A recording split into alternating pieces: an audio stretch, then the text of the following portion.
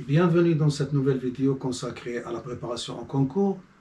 Maintenant, on va aborder la question numéro 75. l'année 2021-2022. Alors, dans l'ensemble C, on se donne deux nombres complexes Z1 et Z2 de module 1 et le module de la somme Z1 plus Z2 est égal à Z3. Alors, il nous demande la valeur du module de Z1 moins Z2. Est-ce qu'il est égal à 1, 3, racine de 3, 2, racine de 2. Alors, bien sûr, chacun peut utiliser la méthode qu'il voit convenable pour lui.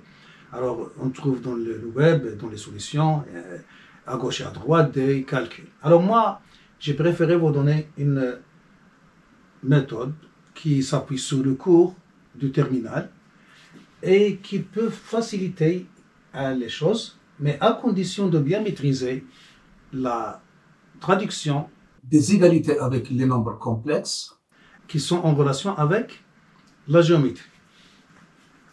Alors, un rappel de cours. Alors, on a un repère orthonormé, A, U, O, V. Donc, le plan complexe est éliminer d'un repère orthonormé, O, U, V. Alors, si on prend un point M d'affixe Z1 et un point N d'affixe Z2, alors, d'après le cours, on sait que, en considérant le parallélogramme de côté OM et ON, alors là, qu'est-ce qu'on a? Alors, ce point P, il est d'affixe Z1 plus Z2. Alors, ça, c'est quoi? Ah, c'est le module de Z1 plus Z2. Si on considère là le vecteur ON, et là le vecteur OM, alors dès le tronc commun, on sait que ça, c'est le vecteur OP qui est la somme de ON et OM. Alors que ça, qu'est-ce qu'il va donner? Il va donner le vecteur différence. Alors, par exemple, ON moins ON, donc c'est ce vecteur. C'est-à-dire ça, c'est OM moins ON. Hein? Donc ça c'est quoi? Puisque ça c'est le vecteur NM. Voilà. OM moins ON, donc je l'écris là. Donc OM moins ON qui est égal à NM. Voilà. Et là, ça c'est quoi? C'est l'affixe de ça moins l'affixe de ça. Donc c'est Z1 moins Z2. Donc ça, c'est le module, donc la longueur hein, le module de Z1 moins Z2. Donc des choses qu'il faut connaître. Alors on va appliquer ça pour répondre à la question. C'est-à-dire une autre méthode, une autre astuce qui va nous aider pour répondre à la question facilement. Et bien sûr, ça c'est des explications. Bien sûr, on a consacré un peu de temps pour répondre à la question, mais au jour du concours, on va faire rapidement les choses, hein, 1 minute, 50 secondes, et on a le résultat. Alors, rapidement, le jour du concours, qu'est-ce qu'on va? On va faire comme ça. Donc, voilà, un repère. O, U, V.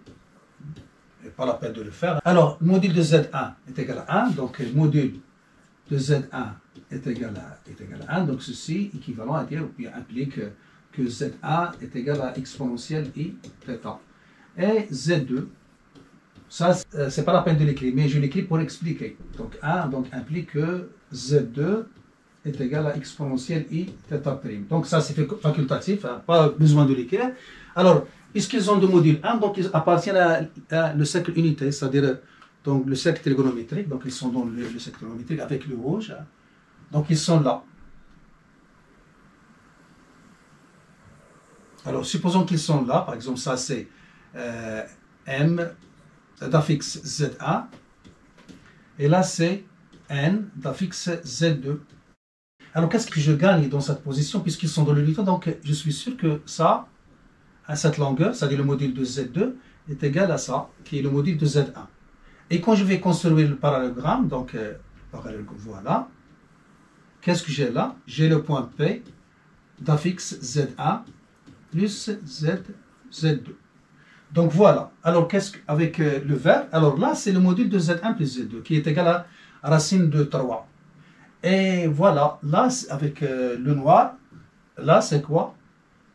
Alors c'est le module de Z1 moins Z2, comme on l'a dit. Voilà, mais la particularité ici, c'est que vous avez un losange, puisque ces côtés, hein, ils sont isométriques de longueur 1, le rayon du cercle unité. Donc vous avez un losange. Et qu'est-ce qu'il a de particulier un losange?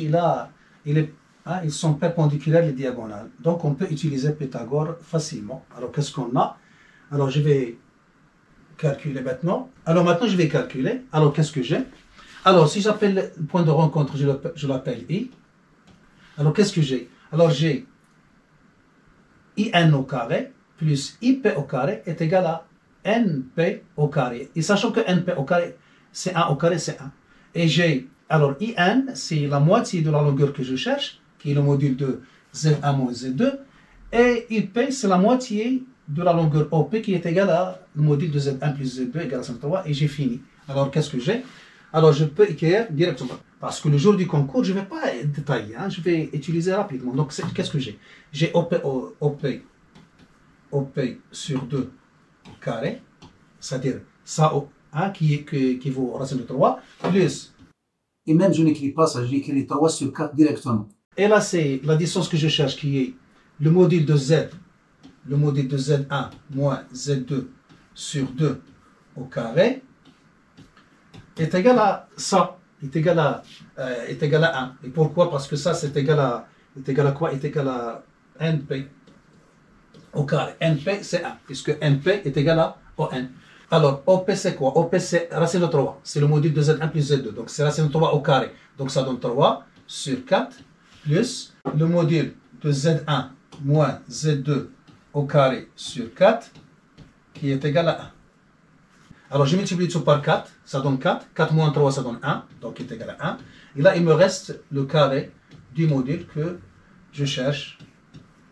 Et puisque le module est positif, donc le module de Z1 moins Z2 est égal à 1. Et donc, la bonne réponse, c'est C1. Voilà donc une astuce qui peut vous aider dans des circonstances particulières.